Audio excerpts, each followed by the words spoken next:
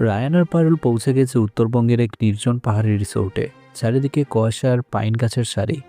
পারুল জানালার বাইরে তাকিয়ে মুগ্ধ হয়ে দেখছে জজ সাহেব রায়ানের বাবা নিজ থেকে এই হানিমুনের ব্যবস্থা করেছেন, যাতে তারা একটু একান্তের সময় কাটাতে পারে। রায়ান লাগেজ গুছাতে গুছাতে বলে, যাক, শেষমেশ পৌঁছানো গেল। পারুল, তোমার জায়গাটা কেমন লাগছে?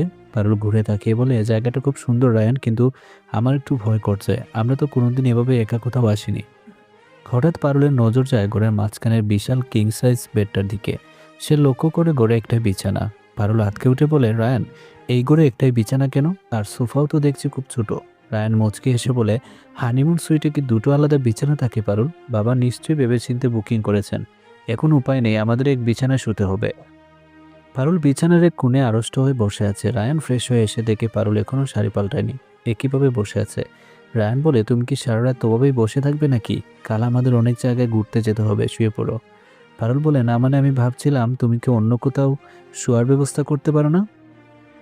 রায়ান বলে, পারলে খুব কাছাকাছি গিয়ে। কেন পারুল, আমি কি খুব খারাপ মানুষ নাকি আমাকে তোমার এখনো বিশ্বাস হয় না? পারুল মাথা নিচু করে ফেলে। রায়ান পারুলের হাতটা নিজের হাতে নেয়। রায়ান বলে, শুনো পারুল, আমরা বিবাহিত।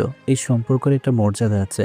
জজ সাহেব আমাদের এখানে পাঠিয়েছেন যাতে আমরা একে অপরকে বুঝতে পারি। এক বিছানায় শোয়া মানে অন্য কিছু নয়, এটা হলো একে অপরের উপর ভরসা রাখা। পারুল বুঝতে পারে রায়ান ঠিকই বলেছে। সে ধীর পায়ে ফ্রেশ হতে যায়। রায়ান মনে মনে হাসে আর ভাবে, এই জেদি মেয়েটাকে সামলানোই আসল চ্যালেঞ্জ। হঠাৎ বাইরে জমজমিয়ে বৃষ্টি শুরু হয়।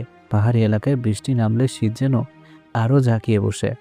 পারুল জানালার পর্দা টানতে গিয়ে বিজলি চমকানো দেখে ভয় পেয়ে চিৎকার করে ওঠে। রায়ান দ্রুত গিয়ে তাকে জড়িয়ে দেয়। রায়ান বলে, ভয় পেও না, আমি আছি তো, এটা সাধারণ পাহাড়ি বৃষ্টি। রায়ান পারুল বলে, রায়ানের আমি খুব ভয় পাই রায়ান, মনে হয় সব উলটপালট হয়ে যাবে। রায়ান পারুলকে আর্ত করে ধরে বিছানায় নিয়ে আসে। ঘরটা তখন একদম অন্ধকার, শুধু টেবিল ল্যাম্পের মৃদু আলো চলছে। রায়ান পারুলের উপর একটা পাতলা কম্বল টেনে দেয়। দুজনে পাশাপাশি শুয়ে আছে, কিন্তু মাঝখানে অনেকটা দূরত্ব। রায়ান বলে, ঠান্ডা লাগছে খুব? পারুল বলেন, একটু। রায়ান দূরত্ব কমিয়ে পারুলের কাছে এসে, তাহলে একটু কাছে আসতে পারো, শরীরে মোম পেলে ভয়টাও কমবে। পারুল এবার রায়ানের বাহু ডুরে ঢুকে পড়ে। রায়ানের গায়ের হালকা পারফিউমের গন্ধ পারুলকে মাথার করে তোলে। রায়ান পারুলের কপালে একটা পরম যত্নে চুমুকায়। পারুল অনুভব করে এই মানুষটার কাছে সে সবচেয়ে বেশি নিরাপদ। রাত যত বাড়ছে দুজনের মধ্যে জড়তা তত কাটছে। তারা পাহাড়ের নিস্তব্ধতায় নিজেদের জীবনের ছোট ছোট গল্প করতে শুরু করে। পারুল বলে, জানো রায়ান, আমি কোনোদিন ভাবিনি আমার জীবনে এমন কেউ আসবে যে আমাকে এত গুরুত্ব দিবে। রায়ান বলে, আর আমিও ভাবিনি আইনের বাইরেও ভালোবাসার একটা সুন্দর পৃথিবী আছে। তুমি আমার সেই পৃথিবীর কেন্দ্রবিন্দু পারুল।